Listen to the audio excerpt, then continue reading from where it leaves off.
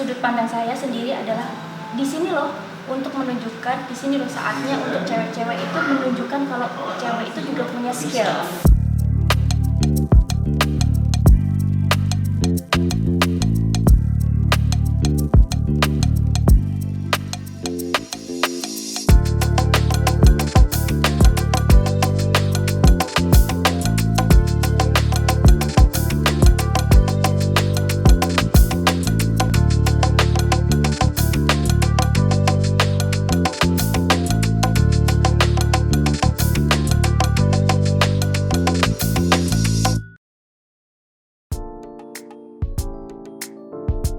Halo Mbak Kiki, apa kabar? Gimana kabarnya sekarang ini?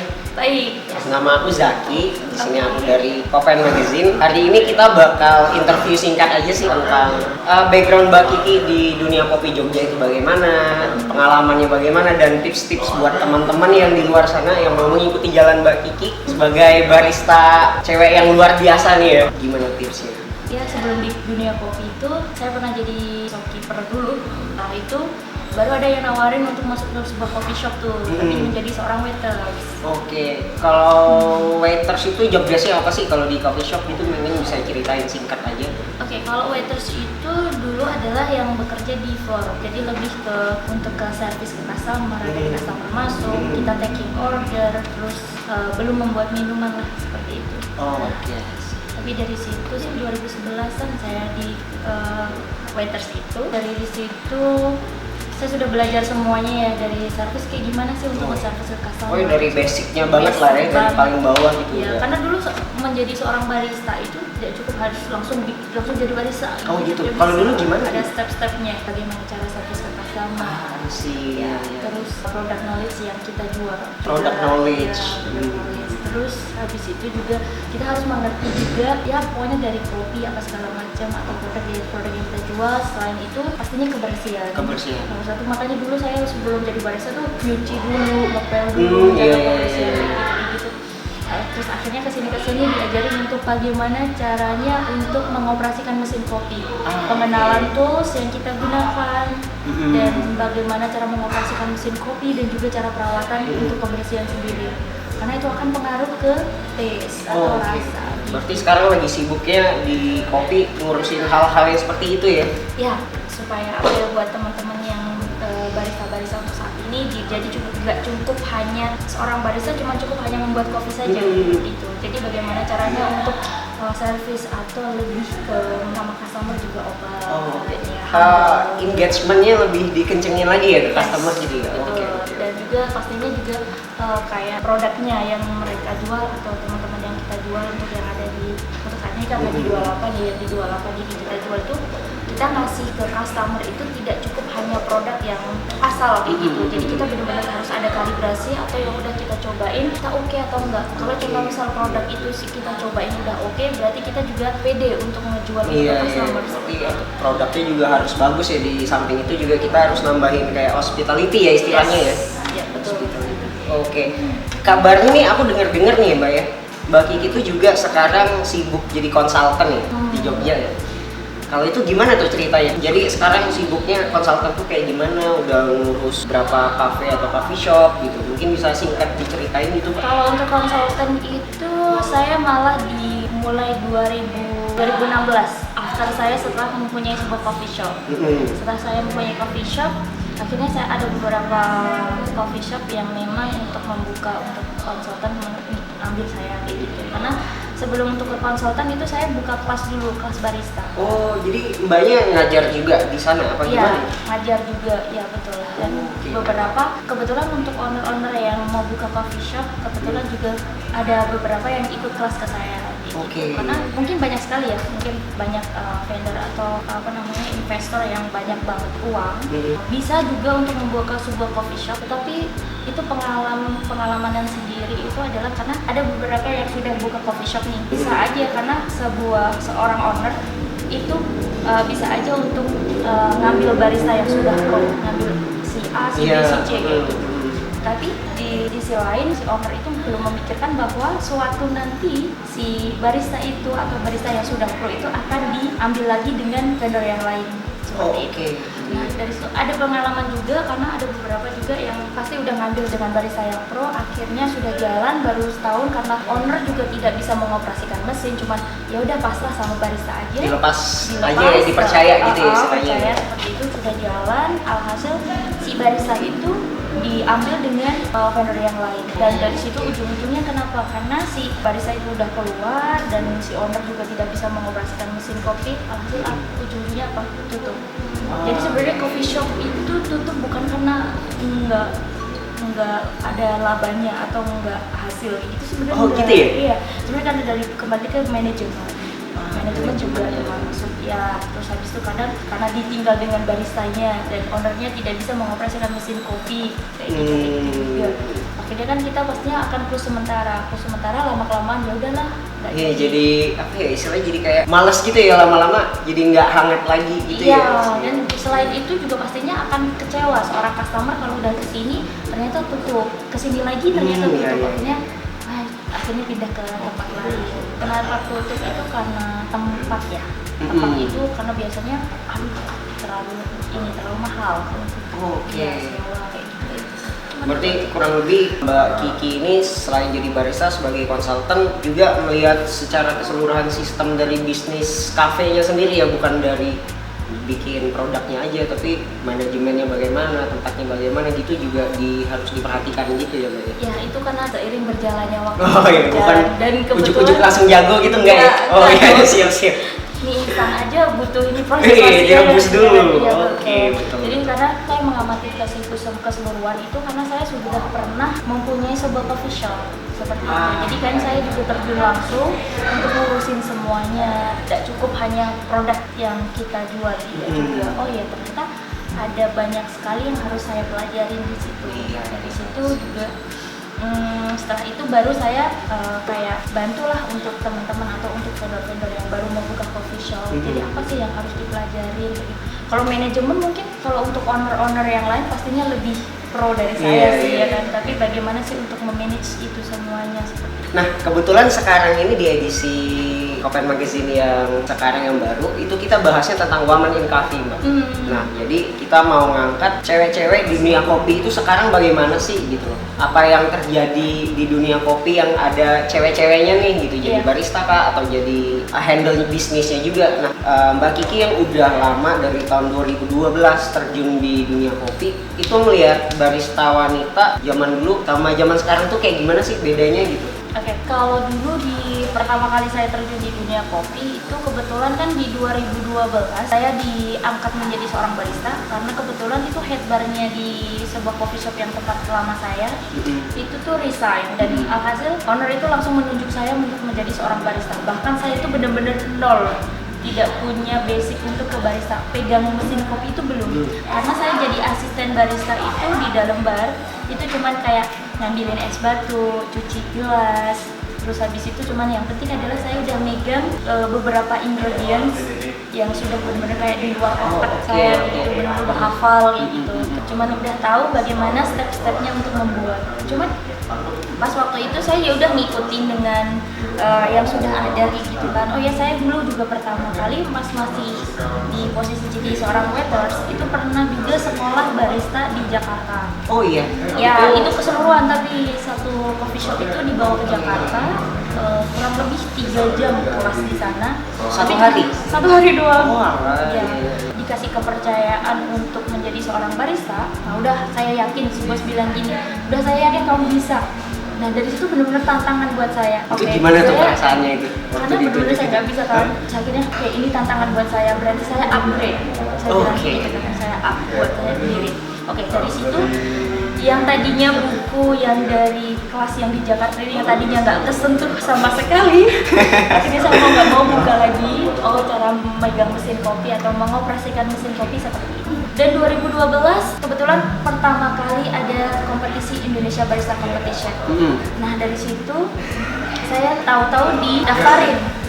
Oh itu tanpa sepengetahuan gitu? Tanpa sepengetahuan, cuman tadinya sih ada omongan, ada obrolan aja kan. Terus akhirnya saya tidak tahu ternyata saya sudah udah didaftarin tuh. Ya betul. Akhirnya karena ada beberapa orang yang bilang kalau saya lihat speed kamu bagus, karena di situ untuk kompetisi itu bikin berapa ya? ada 15 menit kita bikin 12 minuman, dan dari 15 menit itu kita serve ke juri 12 minuman dan juga ada signature drink. Setelah itu kita ada presentasi kepada si customer gitu.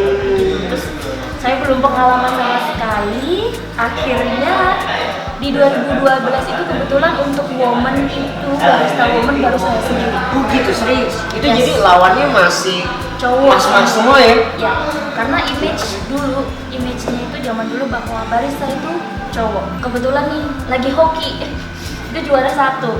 Akhirnya dari juara 1 itu benar-benar saya kenal dengan beberapa pakar-pakar kopi lah, juri-juri yang dari situ buka jalan ke depannya buka gitu jalan ya. ke depan. Terus akhirnya saya ke Jakarta juga tuh, pernah sempat ke Jakarta. Terus akhirnya kenal ada beberapa barista cewek juga kalau yang di Jakarta pas waktu itu. Nah, setelah itu baru kesini, terus ikut kompetisi apapun itu saya ikutin, karena ternyata di dunia kopi itu tidak cukup hanya mempelajari kita membuat kopi yang oke atau udah stuck di situ udah selesai, tidak. Ternyata banyak sekali yang harus kita pelajari kayak gitu. Kalau dulu itu kan berarti waktu masih ikut pas awal-awal itu masih Mbak Kiki masih dari sekian banyak cowok-cowok, Mbak Kiki sendirian yang cewek. Tapi kalau sekarang kayak gimana sih Mbak? Kayak realitinya gitu loh, kayak apakah sekarang itu cewek-cewek juga lebih banyak atau juga tetap masih sama aja karena cewek-cewek mungkin agak, maaf ya, mungkin ada agak dipandang berbeda gitu dengan skill itu. Gimana sih kalau dulu dan sekarang gitu? Kalau untuk zaman sekarang nih, untuk kesini memang banyak sekali cewek-cewek barista, menjadi seorang barista. Ada yang pertama itu sebenarnya ada beberapa alasan juga ya untuk seorang barista cewek, tapi sebenarnya bagus juga karena minimal begini, kayak kita membuka bahwa seorang cewek pun mempunyai skill yang oke juga sama seperti cowok gitu. Kita juga mempunyai skill yang bagus juga, tidak tidak memungkinkan kalau hanya cowok aja yang bisa, tapi cewek juga bisa gitu. Bahwa cewek itu juga bisa berkarya atau berkarir di dunia apapun itu sih, tidak cuma hanya di dunia kopi. Cuman kalau untuk di dunia kopi sendiri, sebenarnya karena cewek itu gini, kalau kebersihannya lebih oke. Ya sebenarnya sama aja sih, cuman kembali lagi ke knowledge-nya juga. Tapi ada beberapa yang pas waktu di 2012 itu mungkin karena image ya tadi ya. Jadi kalau 2012 itu adalah image, karena image-nya adalah kalau barista itu cowok. Dan kalau untuk saat-saat ini sebenarnya udah banyak, cuman ada beberapa yang belum ke sounding atau belum berani atau belum punya nyali untuk menyonding ini gue bisa kayak gitu, karena masih takut atau nggak tahu ya. Kalau saya lihat sih seperti itu. Masih ada perasaan menahan diri gitu ya. Padahal mungkin kalau misalkan di-explore, misalkan kayak Mbak Kiki ngelihat kompetisi itu kayak tantangan buat mengupgrade gitu, mungkin semuanya bakal bisa juga ya. Ya, nah itu buat sebenarnya tips buat ini sih, itu kembali lagi dari diri kita sendiri. Kalau diri kita sendiri memang sudah pengen di kita untuk ngikut kompetisi kayak gitu, pastinya juga mesti kembali lagi langsung kedua. Yang kedua adalah dari owner. Owner itu akan support nggak sih seperti itu. Tapi kalau untuk buat diri saya sendiri sih, kadang saya contoh misalnya owner tidak support, saya bisa dengan sama teman yang lain, atau karena itu buat diri saya sendiri, bukan untuk contoh misalnya kita nggak disupport dengan owner. Kalau memang untuk upgrade buat diri saya sendiri ya mau nggak mau gimana caranya untuk ya udah saya ikutin aja, ngabas aja kayak gitu. Yang support nggak cukup hanya dari situ, tapi yang support juga banyak dari teman-teman yang lain juga. Cuman ini nih, ada beberapa nih yang saya dengar dari luar tuh. Nah itu gimana tuh? Ini seru nih kayak gini. Kadang tuh untuk saat ini ya, ada image bahwa sekarang tuh banyak barista-barista cewek terjun di dunia barista. Itu cuman hanya sebagai kayak kembangnya coffee shop atau menarik, menghias bar aja gitu ya. Yes. Aku pernah dengar juga itu gitu ya. Harus barista itu harus cantik. Barista harus bla bla bla segala macam, dan kebanyakan sekarang cewek karena apa? Buat narik customer. Sebenarnya ya ada plus minusnya di situ. Tapi sebenarnya begini, kalau dari saya sendiri ya. Yang pertama, niat kenapa dari si manajemen ngambil seorang cewek. Mungkin ada yang berpikiran seperti itu, ya nggak masalah. Karena cewek pastinya akan lebih meskipun mood swingnya itu kurang bagus, tapi cewek itu lebih luas untuk ke customer kan. Yang kedua, kalau saya adalah sudut pandang saya sendiri adalah di sini loh untuk menunjukkan di sini loh saatnya untuk cewek-cewek itu menunjukkan kalau cewek itu juga punya skill. Ya, inilah saatnya untuk kayak cewek-cewek itu menunjukkan bahwa kita juga mampu melakukan apapun hal yang dilakukan seorang cowok juga. Jadi kalau saya sih gini, oke, mungkin dibuat untuk jadi daya tarik. Tapi yang kedua adalah ini loh waktunya untuk kalian untuk menunjukkan seorang cewek juga bisa seperti itu. Nah, tapi yang jadi pertanyaan adalah barista ideal yang oke itu gimana sih? Yang memang harus dimiliki nggak cowok nggak cewek, barista itu seperti ini sih idealnya gitu. Kalau menurut Mbak Kiki gimana? Mungkin agak sangat berhubungan dengan yang tadi nih. Oke.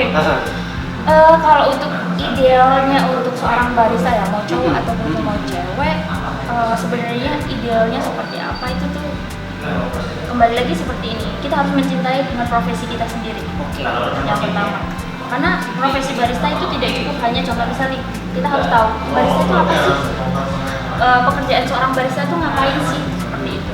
Tidak cukup hanya seorang barista, ya kalau memang seorang barista itu adalah seseorang yang mampu membuat minuman berbahan dasar espresso dengan campuran apapun itu, atau susu yang dicampur dengan susu seperti ini atau signature drink kayak gitu, dan mampu mengoperasikan mesin kopi serta kayak kebersihannya. Oke.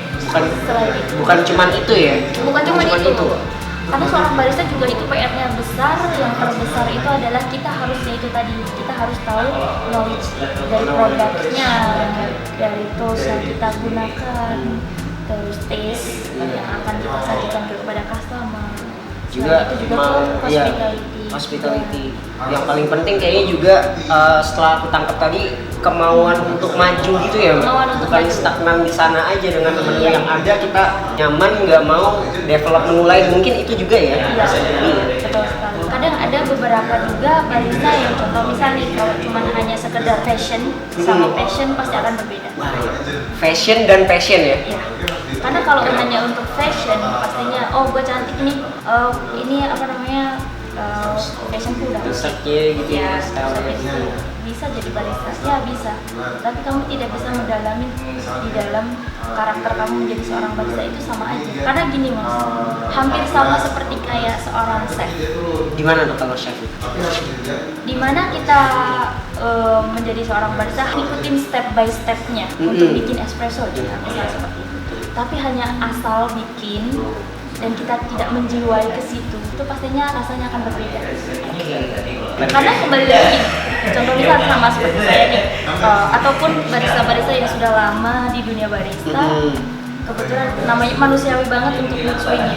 Kadang kita bad mood, tiba-tiba kita lagi mood. Tapi bagaimana sih caranya kita mengontrol mood kita supaya tetap oke di saat kita membuat produk, kayak gitu. Itu akan pengaruh ke rasa. Ya kalau contoh misalnya maaf, Mas udah baru sekali kesini, contoh misalnya. Kalau Mas baru sekali kesini mungkin ngerasainnya oke aja tuh. Tapi kalau Mas udah 2 kali, 3 kali dan selanjutnya di mana kopi itu akan berbeda, pasti kok beda ya sama yang kemarin. Iya sih, pasti akan seperti itu. Ya. Dari situ pasti juga akan ada kekecewaan ke seorang customer bahwa terus nanti image-nya adalah tuh nggak konsisten dalam produk ataupun apapun itu. Oke, siap. Kembali lagi kalau saya sih mood. Terus yang kedua adalah kita harus mempelajari itu semuanya. Dan gimana sih caranya untuk serve ke customer atau service ke customer yang baik supaya kita tetap smart. FYI aja ini Mbak Kiki Bian itu julukannya adalah Queen of Latte Art dari Yogyakarta. Apa sih tips-tips konkretnya yang biar bisa kayak mengikuti jalur Mbak Kiki gini yang jadi Queen of Latte Art of Yogyakarta? Yang jelas karena kalau tipsnya itu yang penting adalah kita ngikutin, yang penting mau upgrade aja, kita mau belajar. Pokoknya karena belajar itu tidak hanya ada di sekolah juga sih, dimanapun itu kita bisa belajar. Ya itu yang penting adalah kita konsisten untuk di situ, dan kita yang penting adalah mau belajar, itu aja intinya di situ. Dan yang kedua adalah tekunin apa yang menjadi passion kamu. Dimana kita akan udah tahu passion kita ada di mana, tekunin ada di situ, pasti akan terus. Dan yang penting adalah konsisten. Dan satu lagi? semangat. Semangat. Dan satu lagi? Taburan cinta. Siap. Oke deh. Mungkin sekian dulu sih Mbak. Mungkin nanti kalau teman-teman penasaran mungkin bisa langsung cek Instagramnya. Ya, bisa juga cek Instagram atau via DM ataupun datang ke sini. Pastinya saya mau banget untuk sharing-sharing apapun itu dan pokoknya nggak pelit karena ilmu nggak bakalan habis. Itu ya istilahnya gini. Saya pernah menjadi seorang juara, tapi saya bangga menjadi seorang juara. Tapi saya lebih bangga untuk menciptakan juara-juara yang baru lagi. Oke, thank you ya Mbak. Oke, thank you. Sip. Sehat selalu.